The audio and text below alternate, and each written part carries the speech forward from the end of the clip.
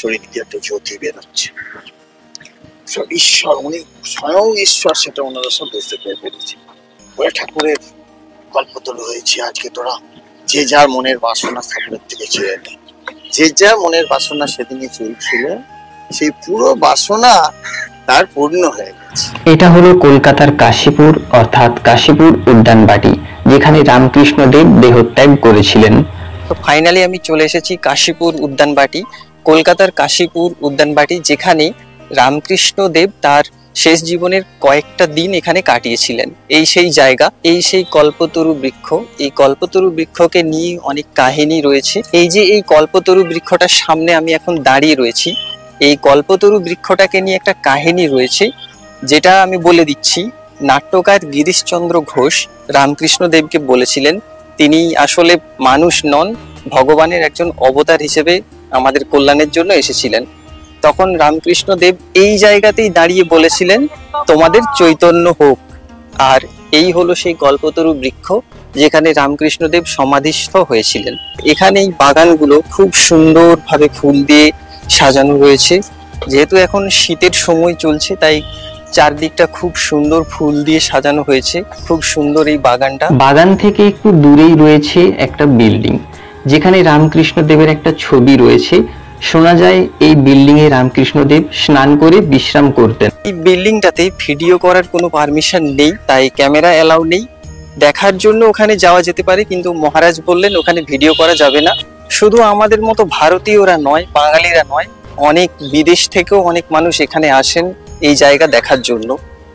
উনি তো দক্ষিণেশ্বরে বেশিরভাগ সময় কাটিয়েছে। হ্যাঁ, শেষের দিকে ওনার তো গলায় ক্যান্সার রোগ ধরা পড়ে। সবাই মিলে তখন স্বামী বিবেকানন্দ থেকে ওনার যারা সব গৃহী ভক্ত পার্শ্বদগণ সব ছিল, তারা ঠিক করলেন যে ওনাকে একটু হাওয়ার বদলের জন্য একটু ফাঁকা ফাঁকা জায়গায় রাখতে হবে।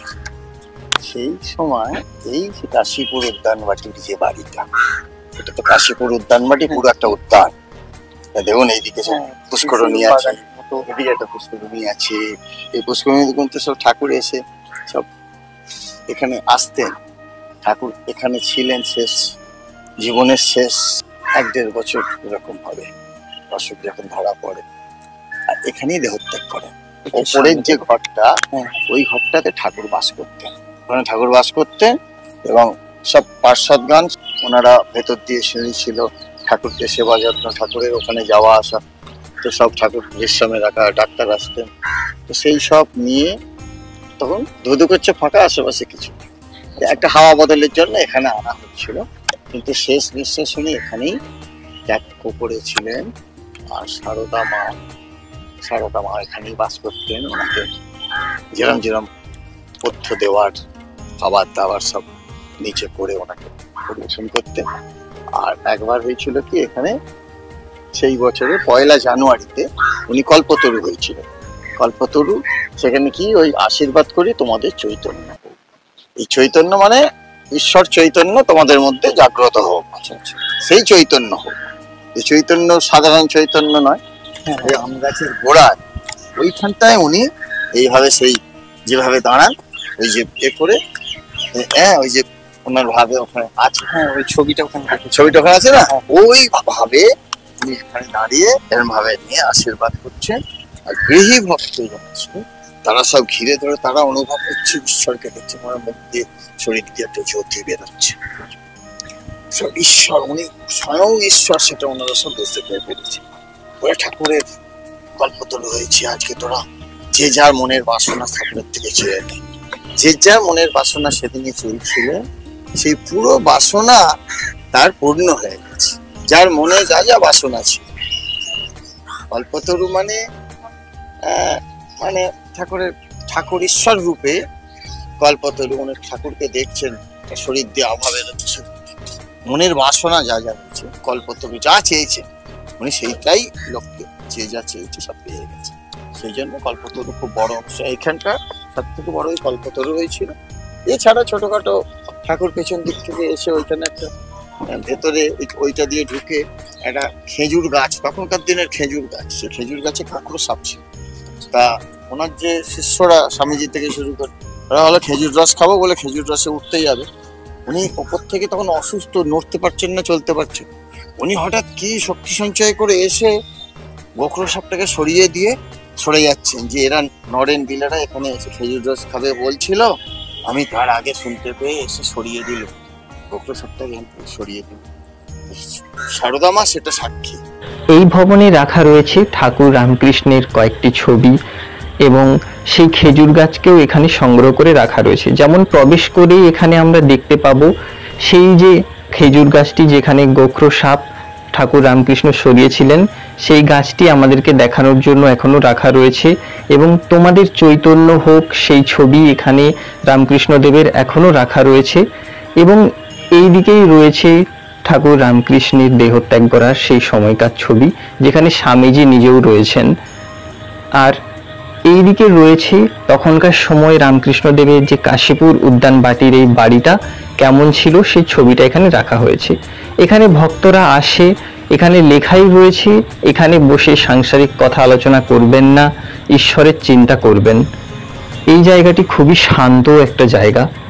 আমি যেখানে এখন দাঁড়িয়ে রয়েছি এখানে রামকৃষ্ণদেব কয়েকটা দিন ছিলেন, তার শেষ জীবনের 1 বছর এখানে ছিলেন। ওনার শরীর অসুস্থ ছিল রামকৃষ্ণদেবের, তাই সুস্থ হওয়ার জন্য ওনাকে এখানে নিয়ে আসা হয়েছিল। তো উনি থাকতেন যে বিল্ডিংটাতে, সেই বিল্ডিংটা আমি দেখিয়ে দিচ্ছি তোমাদেরকে। ওখানে যাওয়ার পারমিশন আমার নেই, মানে ক্যামেরা নিয়ে যাওয়া যায় না। এই বিল্ডিং এর প্রথমের ঘরে থাকতেন রামকৃষ্ণদেব স্বয়ং নিজেই এবং দ্বিতীয় ঘরে থাকতেন তার গৃহী ভক্তরা এবং নিচের ঘরে থাকতেন সারদা মা। এখানে লেখা রয়েছে আশীর্বাদ করি তোমাদের চৈতন্য হোক, সেই রামকৃষ্ণের মুখ নিঃসৃত বাণী। এর পাশেই রয়েছে চিত্র প্রদর্শনী।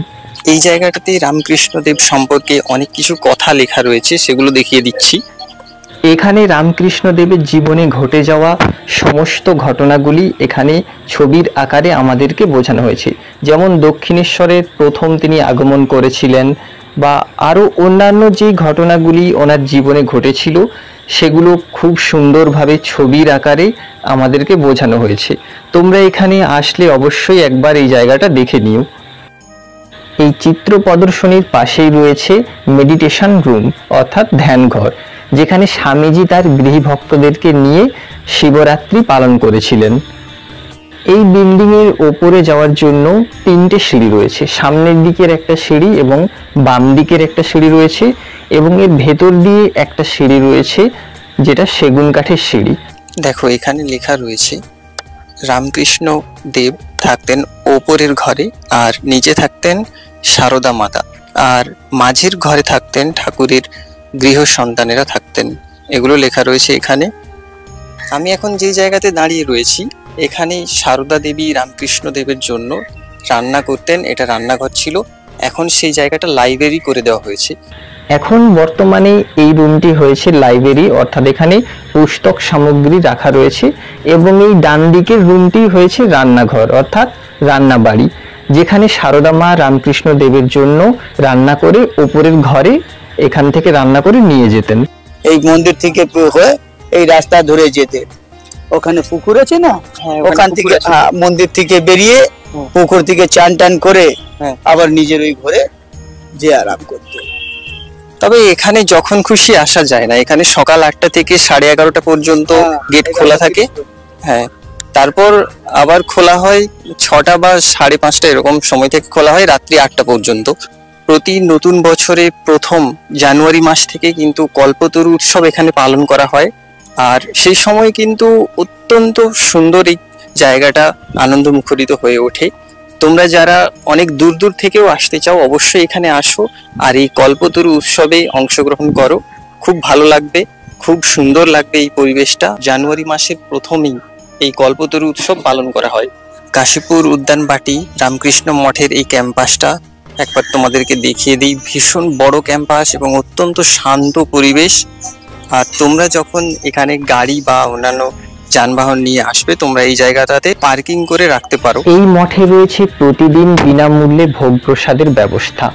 প্রবেশ গেটের সামনেই লেখা রয়েছে 3টে ভাষাতে কখন মঠ খোলা হয় এবং কখন বন্ধ করা হয়।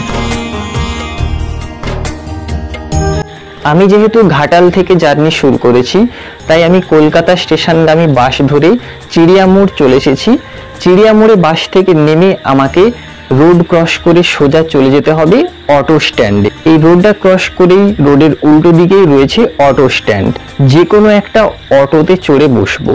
সেখান থেকে আমাকে মাত্র 10 টাকার বিনিময়ে এই অটো সোজা নিয়ে চলে যাবে কাশীপুর উদ্যানবাটির গেটের সম্মুখে।